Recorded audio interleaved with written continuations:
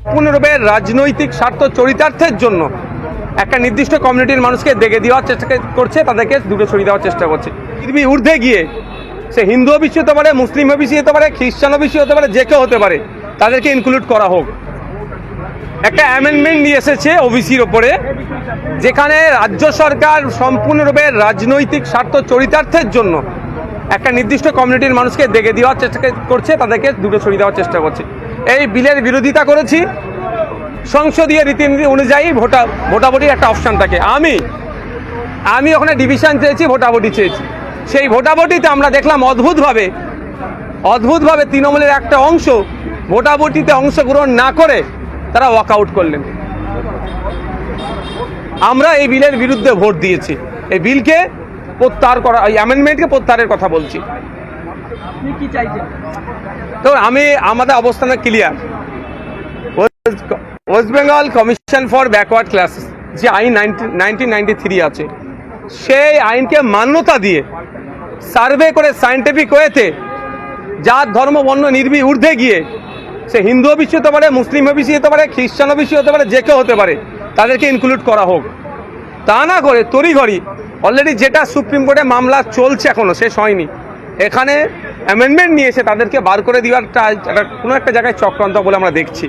তা শুধু তাই নয়, এখানে অ্যাডমিনিস্ট্রেটিভ পাওয়ারটাকে বেশি করে দেওয়া হচ্ছে।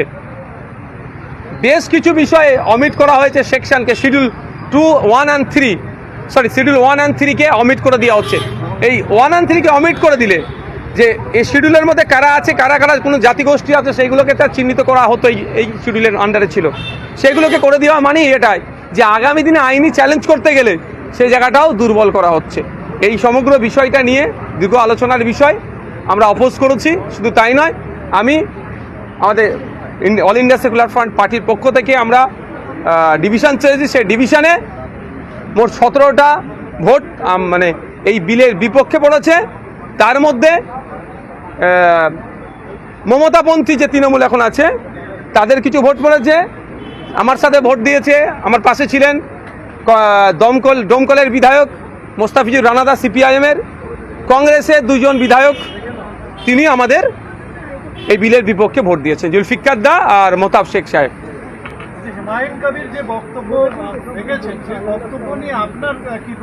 অনেক আগে আমি এই ধরনের বক্তব্যের বিরোধিতা করেছি। আমি কোনোদিন অফেন্সিভ বক্তব্য দিইনি, আর কোনো বক্তব্যকে আমি প্রমোট করিনি বা তাকে সমর্থন জানাইনি। হুমায়ুন কবির বলছেন যে সংখ্যালঘুদের মানে অধিকার খর্ব করা হচ্ছে, এই ব্যাপারে কি বলবেন? এটা দ্বিমত হওয়ার কোনো জায়গাই নাই। কিন্তু সংখ্যালঘুদের অধিকার খর্ব করা হচ্ছে মানে রাগ হচ্ছে, রাগের জ্বালা মিটাবার জন্য 4টে গরম কথা বললে অধিকার ফিরে আসবে না। সায়েন্টিফিক ওয়েতে যেতে হবে, নির্দিষ্ট পরিকল্পনা করে এগোতে হবে। কোন জায়গা থেকে অধিকার কাটছে সেই অধিকারটা না কাটতে পারে, তার জন্য অ্যান্টিডট কি আছে। 4টে গরম কথা বললে অধিকার ফিরে চলে আসবে না। আপনি এই ওবিসিতে ভোট দিলেন? ওবিসি যে অ্যামেন্ডমেন্ট নিয়ে এসছে, অ্যামেন্ডমেন্টের বিরুদ্ধে আমি ভোট দিচ্ছি। ডিভিশনটা আমারই চাওয়া। আমি আমার পার্টির প্রতিনিধি হিসাবে এখানে আছি, অল ইন্ডিয়া সেকুলার ফ্রন্টের পক্ষ থেকে আমি আছি এখানে। আমি চেয়েছি, এর বিরুদ্ধে আমি ভোট দিয়েছি। কয়েকজন সংখ্যালঘু বিধায়ক তারা পর্যন্ত আজকে ওয়াকআউট করলেন না, থাকলেন, আপনার সঙ্গে কথা বললেন, তাদের অবস্থান?